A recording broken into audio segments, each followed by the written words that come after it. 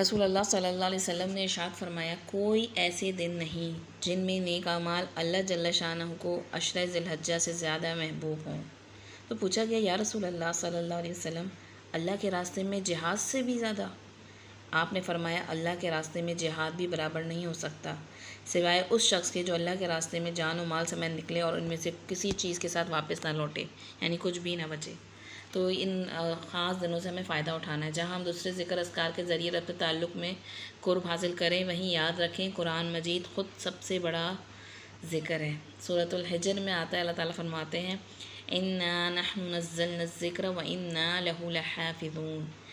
کہ بے شک ہم نے اس نصیحت کو، اس ذکر کو نازل کیا ہے اور ہم ہی اس کی حفاظت کرنے والے ہیں۔ تو اس لحاظ سے افضل ذکر میں سے قرآن مجید کی تلاوت اور اس میں غور و فکر اور اس کو حفظ کرنا سب شامل ہوگا۔ اپنا ٹارگٹ بنائیں، ہو سکے تو ان دنوں میں تلاوت قرآن کو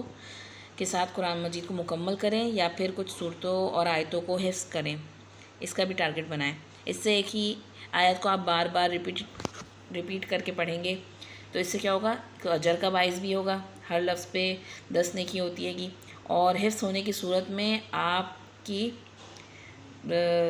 جو نمازوں کے قیام ہیں وہ بھی بہتر ہو جائے گا، اور انشاءاللہ اس سے ہمارے جنت کے درجات میں بھی اضافہ ہو جائے گا، کیونکہ آخرت میں قرآن پڑھنے والے سے کہا جائے گا پڑھتا جا اور چڑھتا جا۔ اس حدیث کو سامنے رکھ کر جنت کے درجات کی بھی حفظ کا اہتمام کریں، کیونکہ یہ خاص دن ہے تو ہم نے ہر لحاظ سے عام دنوں کے روٹین سے زیادہ کوشش کرنی ہے، یہاں تک کہ خود کو نیکی کمانے میں اچھی طرح تھکانا ہے۔ دیکھیں، یہ بدن جو ہے نا اللہ نے ہمیں دنیا میں دیا ہے، جبکہ روح ہماری جو ہے وہ آسمان سے آئی ہے اور واپس بھی وہیں جائے گی، جبکہ اس بدن نے دنیا میں رہنا ہے اور دنیا میں ہی ختم ہو جانا ہے۔ تو جس چیز نے یہاں ویسے ہی ختم ہو جانا ہے تو اس کو کیا سنبھال کے کمفرٹ زون میں رکھتے رہیں گے؟ تو آگے کی زندگی کے لیے اپنا اچھا انتظام کریں، اس فنومنا کو سامنے رکھیں، جس نے ختم ہی ہو جانا ہے گا اس سے میکسیمم فائدہ اٹھا لیں۔ اللہ تعالیٰ سے دعا کریں کہ یا رب مجھے ان دنوں میں بیمار نہ کرنا بلکہ طاقت فراہم کرنا، جسمانی، روحانی اور مینٹلی، تاکہ میں میکسیمم لیول پر جا کر نیکیاں اکٹھی کر سکوں، اور پھر جہاں خود کرنا ہے یہ سب نیکیاں وہیں دوسروں کو بھی پہنچانا ہے۔ آپ کو پتہ ہے نبی کریم صلی اللہ علیہ وسلم نے جو خطبہ حجۃ الوداع دیا تھا تو اس میں آخری الفاظ آپ صلی اللہ علیہ وسلم کے کیا تھے؟ نبی کریم صلی اللہ علیہ وسلم نے آخر میں لوگوں سے کیا فرمایا تھا؟ فَلْيُبَلِّغُ الشَّاهِدُ إِلَى الْغَائِبِ، یہ پس چاہیے کہ وہ پہنچا دیں جو یہاں موجود ہیں وہ دوسروں کو جو موجود نہیں، یعنی جو لوگ یہاں میں موجود نہیں اس کو آگے بات کو پہنچائیں، جو بات ہمیں پتہ چل گئی ہے ہم ان تک پہنچائیں جن کو ابھی پتہ نہیں چلی، اور یہی وہ تعلیمات رسول پاک صلی اللہ علیہ وسلم ہے جس نے صحابہ اکرام رضی اللہ اجمعین جیسی ہستیاں جو آپ صلی اللہ علیہ وسلم کے لیے اپنی جان دینے کو تیار تھی، اتنی محبت کرتی تھیں، ان کو وہی آپ صلی اللہ علیہ وسلم کی محبت میں مدینہ میں رہنے نہیں دیا، ان لوگوں کو، ان صحابہ اکرام کو، بلکہ وہ صحابہ اکرام رضی اللہ اجمعین نے محبت رسول میں صرف اپنے نفس کی تسکین نہ دیکھی کہ آپ صلی اللہ علیہ وسلم کے روزہ مبارک پر ڈیرا جما کے بیٹھ جاتے، بلکہ محبت کے تقاضوں کو سمجھتے ہوئے آپ کے مشن اور بڑے کوز کے لیے ڈھیروں صحابہ اکرام مدینہ چھوڑ کر آگے پھیل گئے، تاکہ آپ صلی اللہ علیہ وسلم کے میسج اور قرآن و سنت کی تعلیمات کو سارے جہاں میں پھیلائیں۔ ہمیں جب عقیدت ہو جاتی ہے تو ہم بس کیا چاہتے ہیں کہ ہم مدینہ پہنچ جائیں اور وہیں کی خاک بن جائیں اور واپس سرگردہ وہیں پہ ہو جائیں، جبکہ آپ صلی اللہ علیہ وسلم کے بھیجے جانے کا مقصد اور آپ کے بعد اس امت محمدیہ صلی اللہ علیہ وسلم کی ذمہ داری کو صحابہ اکرام نے بہترین انداز سے نبھایا کہ حضرت عمر فاروق رضی اللہ تعالیٰ کی خلافت میں مسلمانوں کی حکومت کہاں تک پہنچی ہے۔ تو ان دنوں میں اپنے اس فرض کو، ذمہ داری کو بھی فراموش نہ کریں جو اللہ نے انعام کے طور پہ ہم کو دی ہے، ہمیں رسول اللہ صلی اللہ علیہ وسلم کا امتی بنایا ہے۔ سورہ آل عمران میں آتا ہے لقد من اللہ علی المؤمنین اذ بعث فیہم رسولا من انفسہم، یقیناً اللہ تعالیٰ نے احسان کیا ہے مومنوں پر جب انہی میں سے ایک رسول بھیجا، اور سورہ آل عمران میں ہی آتا ہے گا کہ کنتم خیر امۃ اخرجت للناس، کہ تم بہترین امت ہو، لوگوں کے لیے نکالی گئی ہو، تأمرون بالمعروف وتنہون عن المنکر وتؤمنون باللہ، اور تم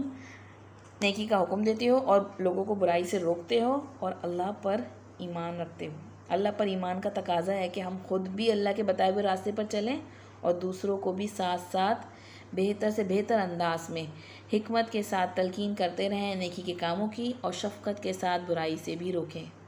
تو نبی کریم صلی اللہ علیہ وسلم کی زندگی کی سب سے بڑی سنت جو کہ آپ صلی اللہ علیہ وسلم نے وحی کے آغاز سے، جب آپ صلی اللہ علیہ وسلم سے کہا گیا تھا قوم فانذر وربک فکبر، کہ اٹھو کھڑے ہو جاؤ اور اپنے رب کی بڑائی بیان کرو۔ تو آپ صلی اللہ علیہ وسلم کھڑے ہو گئے رب کی بڑائی کے لیے اور لوگوں کو اس راستے کی طرف بلاتے رہے، اور اپنی آخری سانسوں تک آپ صلی اللہ علیہ وسلم نے اس دعوت کی سنت کو لوگوں تک پہنچایا، اس کام کو نہ چھوڑا۔ ہم بھی اس کام کو نہ بھولیں، بہترین اخلاق کے ساتھ اللہ اور اس کے رسول کے پیغام کو پہنچانے کو بھی ان دنوں میں کوشش کریں۔ اس کے لیے کبھی زبان سے تو کبھی عمل سے تبلیغ کرنی ہوگی۔ اگر کوئی رشتہ دار ناراض ہے تو تحفہ بیچ کر ناراضگی دور کریں، کسی کا جھگڑا ہے تو ان کے درمیان صلح کرا دیں، بیمار ہیں تو عیادت کو چلے جائیں، غرض مختلف انداز سے لوگوں کے ساتھ صبر کے ساتھ سوشل تعلقات قائم رکھیں اور اللہ اور اس کے رسول کا پیغام بھی کچھ نہ کچھ کہیں نہ کہیں پہنچاتے جائیں۔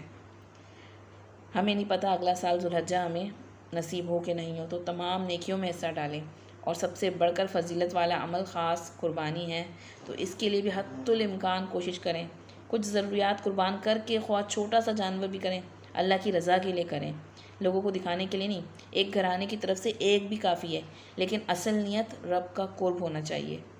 نصاب کا حساب نہ لگاتے رہیں کہ نہیں ہم پر تو زکوٰۃ نہیں ہے، ہمارا تو گھر کرائے کا آئے گا، ہماری تو بچی کی شادی ہے، بلکہ یہ دیکھیں کہ جب بچوں سے محبت ہوتی ہے تو کیا ہوتا ہے، پھر کرائے کے گھر والوں کے بھی بچوں کی بھی دیکھیں اعلیٰ تعلیم بھی دلوا دی جاتی ہے اور ان کے بہترین انداز میں شادیاں بھی کر دیتے ہیں لوگ۔ تو ابراہیم علیہ السلام نے تو اللہ کی محبت میں بیٹے کے گلے پہ چھری چلائی تھی، تو کیا ہم اپنی ضروریات پر بھی چھری چلا کر قربانی نہیں کر سکتے؟ تو اللہ تعالیٰ ہماری نیت و کوشش دیکھتا ہے۔ اور یاد رکھیں کہ اللہ تعالیٰ تک نہ گوشت پہنچتا ہے نہ ہی خون، بلکہ اللہ تعالیٰ کیا پہنچتا ہے گا؟ بندے کا تقویٰ، اس کے خلوص۔ تو رب کی قرب حاصل کرنے کے لیے قربانی کریں، خود کو شعور کے ساتھ اس عبادت کے ساتھ منسلک کریں، کیونکہ ہم بچپن سے قربانی کو دیکھتے رہتے ہیں اور پھر اس قربانی سے کیا روحانیت حاصل ہونا چاہیے وہ ہم نہیں سمجھ پاتے۔ اکثر دیکھا گیا ہے کہ جو پیسہ آتا ہے قربانی کا جانور بڑھتا جاتا ہے اور گھر میں فریج کا سائز بھی بڑھتا رہتا ہے۔ تو اس عبادت کو احساس کے ساتھ کریں کہ میں ابھی تو انبیاء کرام کی سنت میں جانور قربان کر رہی ہوں، لیکن اللہ کی خاطر میں اپنی خواہش، اپنی انا بھی قربان کروں، یہاں تک کہ اگر ضرورت پڑی تو دین کے راستے میں جان قربان کرنے سے بھی ہم گریز نہ کریں گے۔ اللہ تعالیٰ ہماری تمام عبادات کو اپنے لیے خالص کرے اور ہمیں انہیں قبولیت کا درجہ نصیب کرے، اور ان خاص دنوں سے ہمیں اللہ تعالیٰ صحیح معنوں میں فیضیاب ہونا نصیب فرمائے، اور اس کی بدولت ہمیں اللہ تعالیٰ اپنا قرب نصیب فرمائے اور بہترین صالح لوگوں میں ہمارا نام شامل فرمائے۔ آمین یا رب العالمین۔